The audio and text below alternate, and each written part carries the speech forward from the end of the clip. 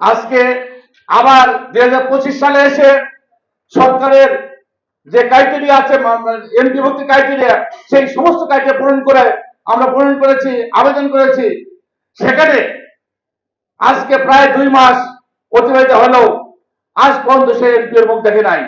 আমি বর্তমান সরকারকে বলবো, আর তাল বাহানা করেন না। শিক্ষকদের সাথে তাল বাহানা করলে আপনার পরিণতি ভালো হবে না। আমি এই শিক্ষকদের বলবো, একটু খেয়াল করুন। আজকে আমরা উপবৃত্তি গত 24-25 অর্থ বছরে 50 কোটি টাকা উচিত বরাদ্দ ছিল, সেই অর্থ বছরে একটি ছাত্র উপবৃত্তি পায় নাই। এই বছর এসেও 728 কোটি টাকা বরাদ্দ দেওয়া হয়েছে, কিন্তু কোন আমদানি জটিলতায় ভাইবন্দি করে রাখা হয়েছে জানি না।